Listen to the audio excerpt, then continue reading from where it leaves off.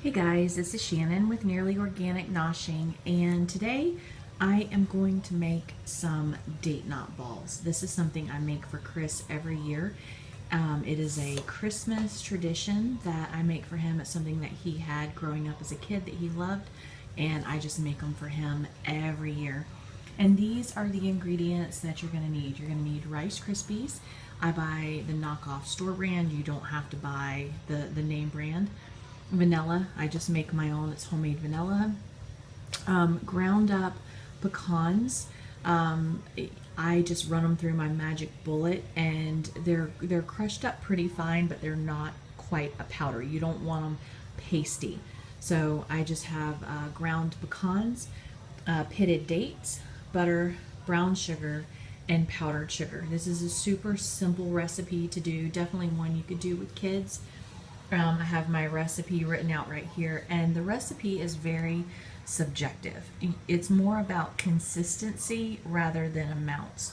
You really want the consistency correct. Like the recipe calls for 1.5 cups of pecans.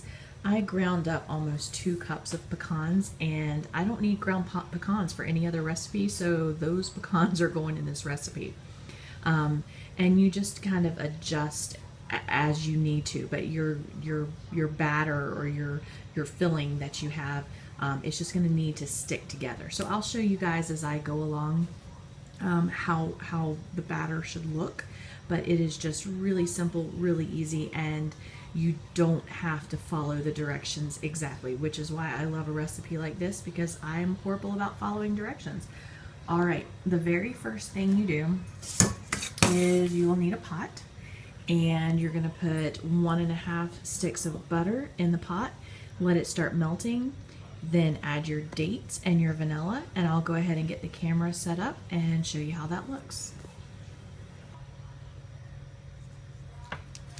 Okay, I've turned the heat on high because I want this to melt quickly and go ahead and get it all melted down, and I'm going to add my 1.5 sticks of butter and go ahead and get that melted, and then I will add the dates. Okay, the butter is melting down almost completely, and I'm going to go ahead and add into my dates. And you're going to want these to dissolve completely to where they form like a paste in with the butter.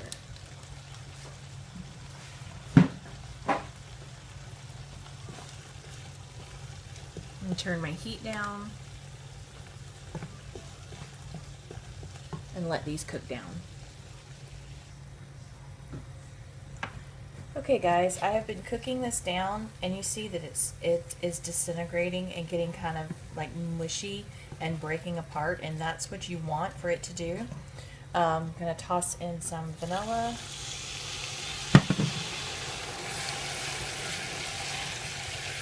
And then I'm going to add in the brown sugar and let all of that dissolve.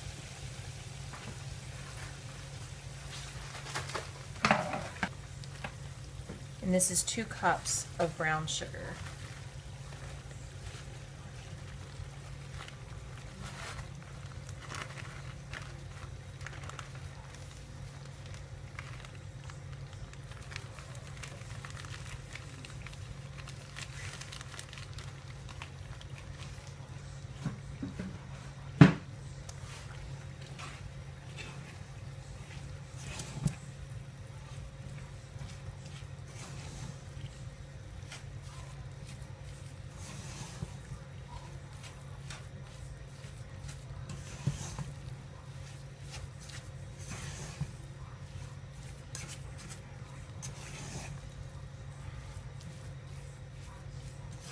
My heat to 3 on the dial, which is a pretty low setting for me. It's probably a low to medium setting.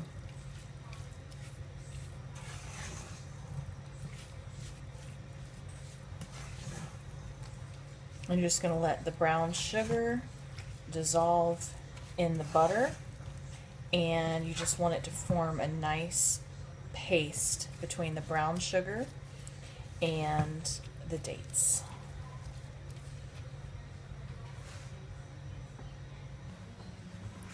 Okay, so this is what you end up with, the brown sugar. You can see a little bit of the dates, and I could cook this just a little bit longer, but I honestly have like 4 other things to cook tonight, so this is, it's melted down enough that it'll incorporate really well. So that's what you have there. And I'm gonna go ahead and add my nuts to it and stir it in real well.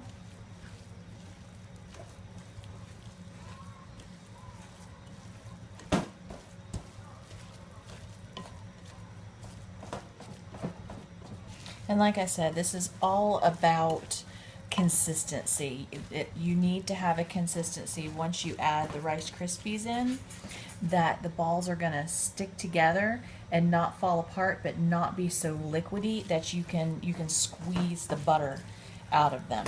So it's something you just kind of have to eyeball, and after you make a few of them, you'll figure it out really fast how it should be, because if it's too liquidy when you roll it in the powdered sugar, it's just going to saturate the powdered sugar, and the powdered sugar is not going to want to stick, and it will just be all gummy.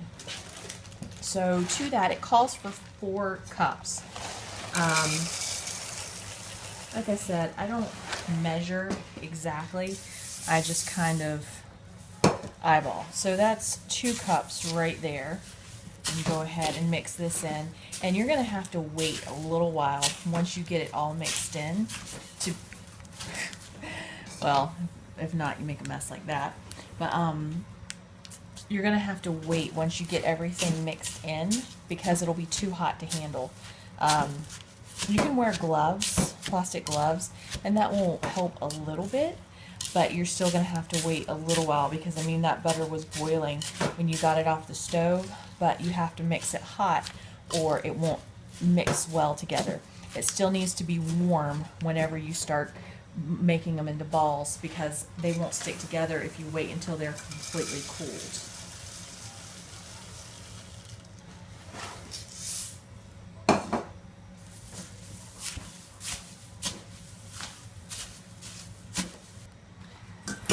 Okay, I ended up adding in about another, I'd say, 1.5 cups or so. I pretty much used 3/4 of the box of cereal, maybe a little bit more. And like I said, it's all about eyeballing it. And this is what you want the consistency to be. You're going to squeeze it really firm, because you want it to form a nice tight ball. And you're going to just have to get your hands dirty in this. This isn't one that you can do any other way. So once it has a nice ball, I have a bowl here of powdered sugar, and you're just going to drop them in. And I do, I don't know, 8, 10 of them or so, and then I'm going to put the lid on and shake them and completely cover them. You can use a Ziploc also.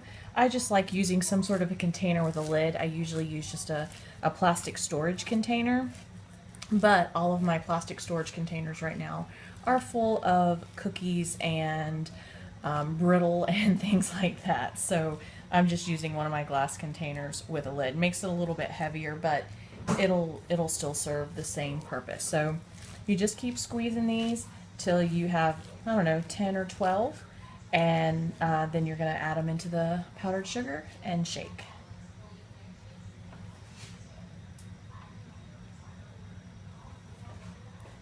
Okay, I've just put the lid on and shaken them up, and they're going to come out completely covered in powdered sugar, and then just move them to another bowl or a platter or something to dry, and then just let them sit for a little while, and you are going to have, once they are completely cool, then these are going to be absolutely delicious. And I'm pretty sure that these are gluten-free, so someone that can't have gluten, that's gluten intolerant, because I'm almost positive that Rice Krispies, you can double check, and I know there's Rice Krispies that you can buy that are gluten-free. So this is something that you could make for someone that is gluten-free, and they could enjoy a Christmas treat.